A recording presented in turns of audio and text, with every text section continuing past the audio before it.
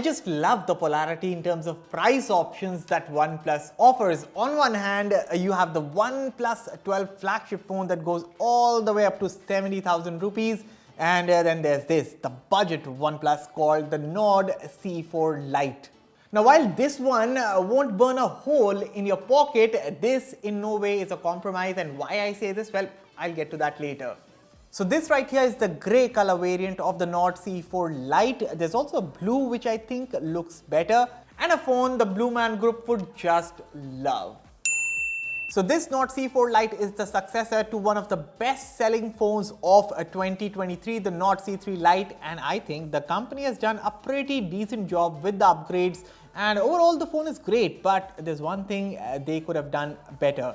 Hello everyone, I'm here for Fiiber by India today, and this is my review of the OnePlus Nord CE Lite in grey. Of course, before we get on with the rest of the video, consider hitting that red subscribe button for detailed tech videos, and also turn on the bell so that you don't miss any of our latest updates. With that said, let's get started.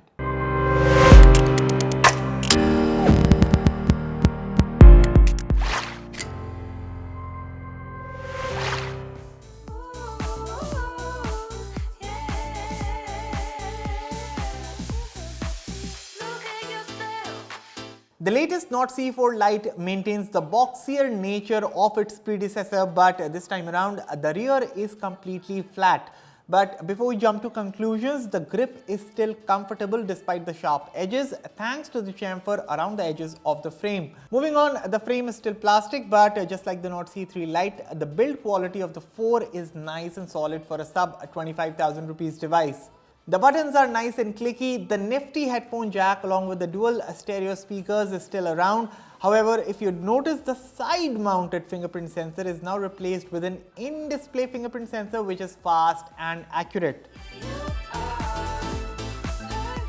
And this also means that now the Nord CE Lite, just like the higher end OnePlus smartphones, gets an AMOLED display, albeit an 8-bit one with a full HD plus resolution, a 120Hz refresh rate, and Dragon Trail Glass 2 protection up top along with a pre-applied screen protector. Now the bezels around the display are pretty decent considering the phone's budget, but keeping that aside, the addition of the AMOLED display is a solid move.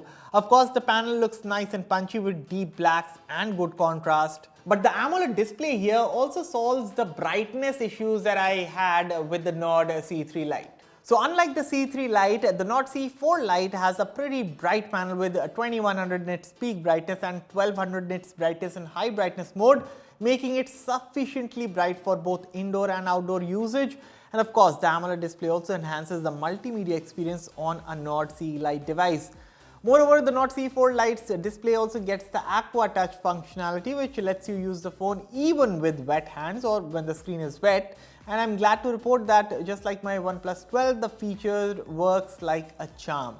Now, one more addition that could have made this display a complete package on the Nord CE Lite would be the addition of PWM dimming. Now, why I say this? Because if a phone like the Nothing Phone 2A that also costs about 20,000 rupees goes till 25,000 rupees, that one has a 2160 Hz PWM dimming. So why not a OnePlus Nord CE Lite?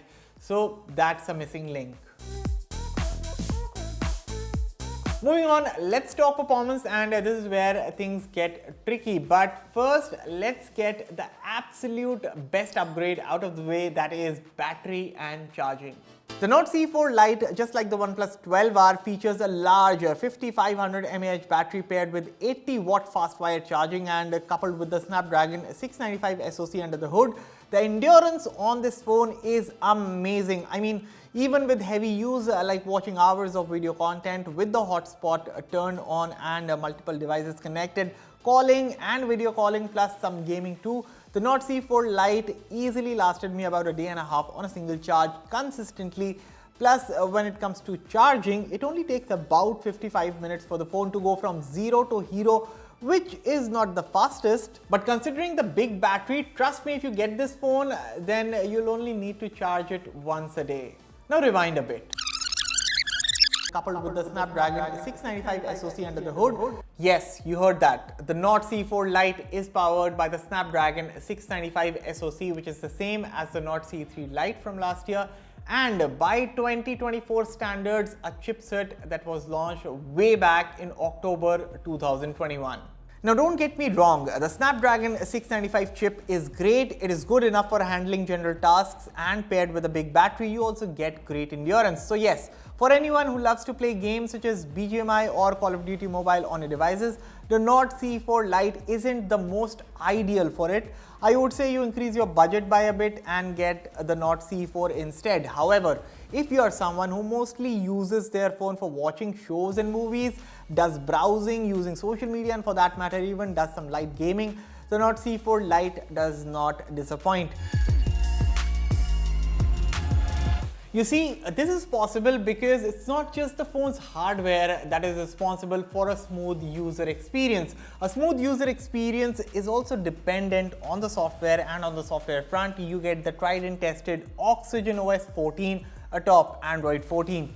And yes, for the first time, you will also notice 6 to 7 pre-installed apps, something that's never been with OnePlus smartphones. Nonetheless, you can uninstall the bloatware, and at the core, the software experience is clean and feature-rich, something that we've always known OnePlus smartphones for. However, one area where I feel the Snapdragon 695 processor is holding back the software is in terms of future updates. So the Nord CE4 Lite supports 2 years of OS updates plus 3 years of security patch updates, which could have easily been a 3 plus 4 years update cycle had they used one of the latest chipsets.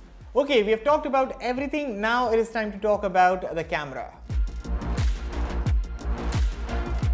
So the 108 megapixel camera with EIS from the Nord CE3 Lite is now upgraded to a 50 megapixel Sony LYT600 sensor for the main camera with OIS on the Nord CE4 Lite. This is paired with a secondary 2 megapixel depth sensor and a 16 megapixel snapper at the front for selfies. Now because I've used the Nord CE3 Lite last year, I can assure you that the camera performance is definitely improved on the Nord CE4 Lite, at least when it comes to shots taken in good light. Images taken in harsh sunlight or even in good light indoors turn out pretty good for a phone at this price, and the level of detail in shots is also good. By default, the camera captures 12 megapixel pixel binned shots, and I have to give it to OnePlus for the improvement in the camera, and looks like the use of the Sony LYT600 sensor has also paid off. Human skin tones both in normal mode as well as portrait mode look true to life, and even the edge detection and background blur look pretty decent. Selfies also turn out pretty good, with once again the colors never going overboard, along with the photos having good amounts of detail both in normal as well as portrait mode. However, when it comes to low light camera performance, there is still room for improvement. Now, for sure, night shots of the C4 Lite look better than the C3 Lite, both in terms of colors and exposure, but again, there's only a slight improvement. In fact, night mode does a decent job of brightening a shot, and even human skin tones turn out looking quite true to life, but you really have to keep the phone still to get a stable shot. So good camera performance when it comes to daylight, however, still a room for improvement at night. Now, let me show you a couple of video samples. So right now I'm recording from the rear camera of the Nord CE4 Lite. This is 1080p 30 FPS recording. Of course, no 4K recording at this price segment, but not even 60 FPS. So that's a gripe, but general performance, decent enough, I would say. In terms of colors, it's fine. Because of the OIS, the stabilization is quite good, but I think the audio could have been better. How do you find the overall quality? What do you think about the stabilization, the colors, the audio? Let me know in the comments. The next up is the selfie video. And this right here is the front-facing video shot on the Nord CE4 Lite. This is 1080p 30 FPS. Again, no 60 FPS on the front camera as well. But yeah, this is the kind of quality that you get. Again, not the best. Not even electronic stabilization that you're getting here. But yeah, the good thing is that the field of view is quite wide, but the quality itself, you know, it's average at best. And the audio, even the audio, I did point it out on the rear camera recording also. So the audio thingy is again an issue. But yeah, what do you think about the video recording capabilities of the Nord CE4 Lite? Let me know in the comments. And next up is the verdict. So is the Nord CE4 Lite a worthy upgrade to the Nord CE3 Lite? Yes. Could they have done better? Absolutely yes. You see, from a spec point of view, the Nord CE Lite brings in upgrades in almost all areas. The AMOLED display is a big addition, the design and build are good, the battery life is unmatched thanks to the 5500 mAh cell, and the performance for most folks should suffice, granted you're not a hardcore user. So yes, a better choice of a chip, maybe the Dimensity 7200 or even the Snapdragon 7S Gen 2 would have been better for that performance boost. But again, as I said, the Snapdragon 695 paired with the software optimization of Oxygen OS should suffice for the target users of this phone. My only gripe with the Snapdragon 695 is, and that has nothing to do with performance, so this chip holds back on the update cycle of the phone, which I really feel should have been at least 3 years of major OS updates instead of 2.